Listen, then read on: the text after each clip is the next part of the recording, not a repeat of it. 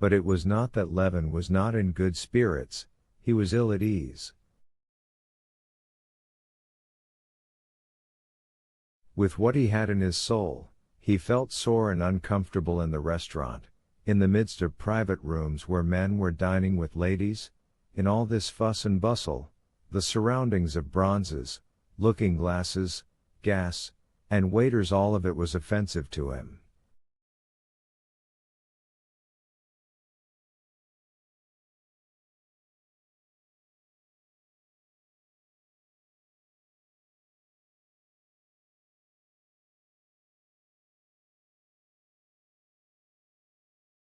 He was afraid of sullying what his soul was brimful of. Yes, I am, but besides, all this bothers me, he said. You can't conceive how queer it all seems to a country person like me, as queer as that gentleman's nails I saw at your place.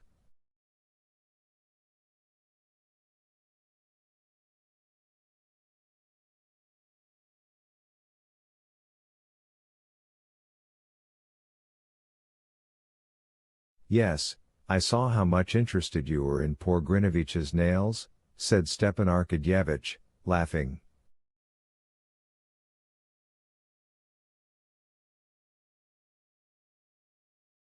It's too much for me, responded Levin. Do try, now, and put yourself in my place, take the point of view of a country person.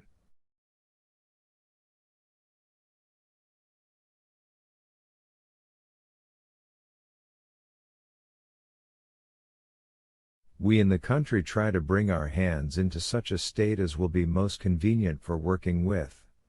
So we cut our nails, sometimes we turn up our sleeves.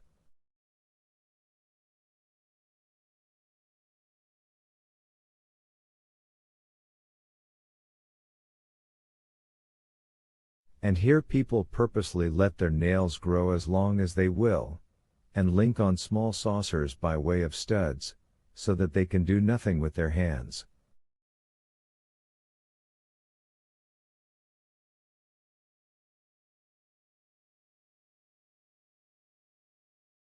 Stepan Arkadyevitch smiled gaily. Oh, yes, that's just a sign that he has no need to do coarse work.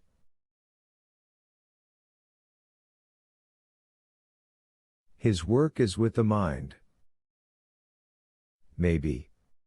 But still it's queer to me, just as at this moment it seems queer to me that we country folks try to get our meals over as soon as we can, so as to be ready for our work, while here are we trying to drag out our meal as long as possible, and with that object eating oysters.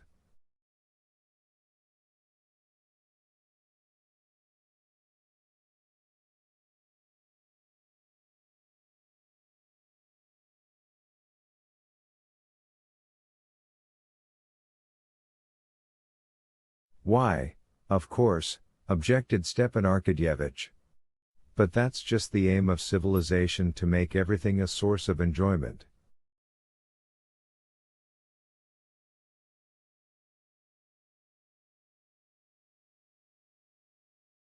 Well, if that's its aim, I'd rather be a savage.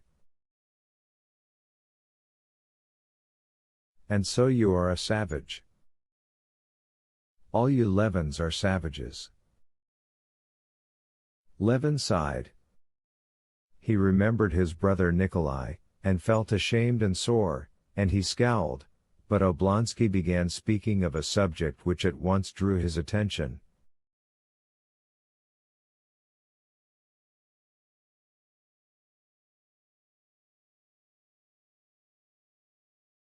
Oh, I say, are you going tonight to our people, the Shtcherbatskys, I mean?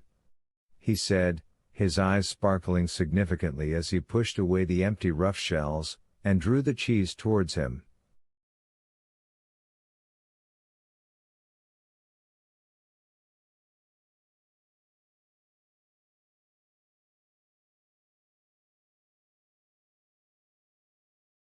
Yes, I shall certainly go, replied Levin, though I fancied the princess was not very warm in her invitation.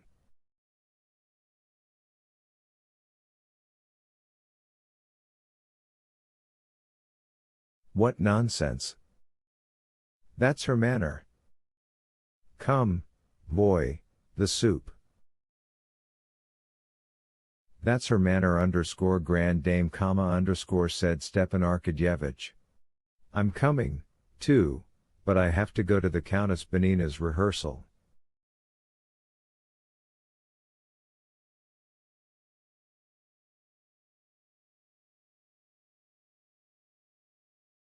Come, isn't it true that you're a savage?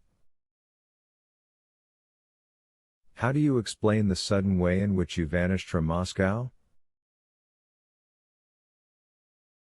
The Sherbatskys were continually asking me about you, as though I ought to know.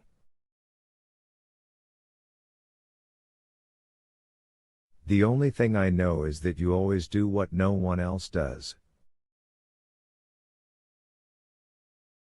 Yes, said Levin, slowly and with emotion, you're right. I am a savage.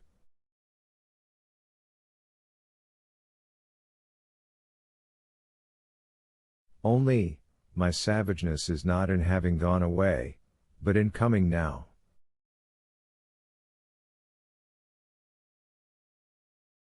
Now I have come. Oh, what a lucky fellow you are! Broke in Stepan Arkadyevitch, looking into Levin's eyes.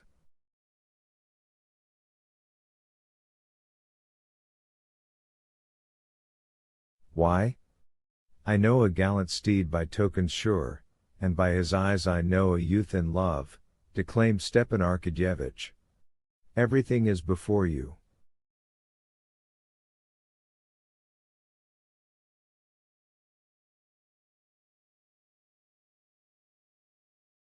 Why, is it over for you already?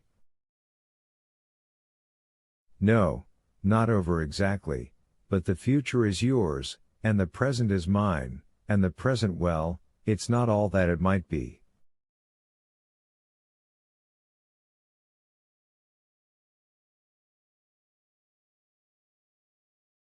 How so? Oh, things go wrong. But I don't want to talk of myself, and besides I can't explain it all, said Stepan Arkadyevitch. Well, why have you come to Moscow, then?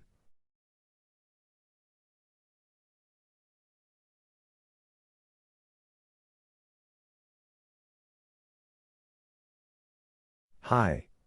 Take away. He called to the Tatar.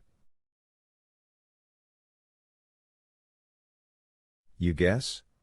Responded Levin, his eyes like deep wells of light fixed on Stepan Arkadyevitch.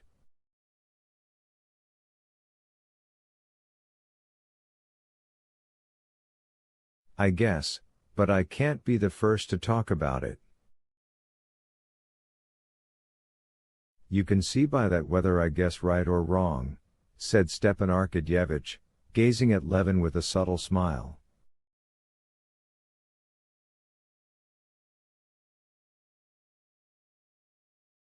Well, and what have you to say to me?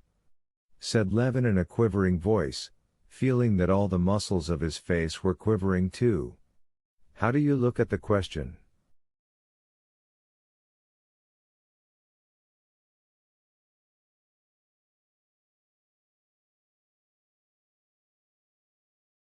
Stepan Arkadyevitch slowly emptied his glass of Chablis, never taking his eyes off Levin.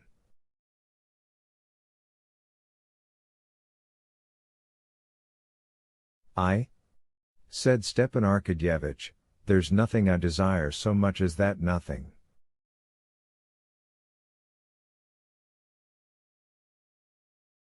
It would be the best thing that could be. But you're not making a mistake? You know what we're speaking of? Said Levin, piercing him with his eyes. You think it's possible?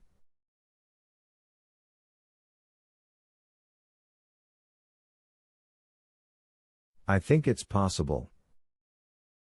Why not possible? No. Do you really think it's possible?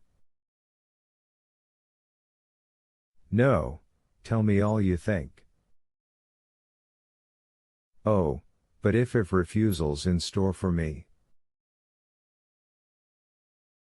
Indeed, I feel sure. Why should you think that? Said Stepan Arkadyevitch, smiling at his excitement.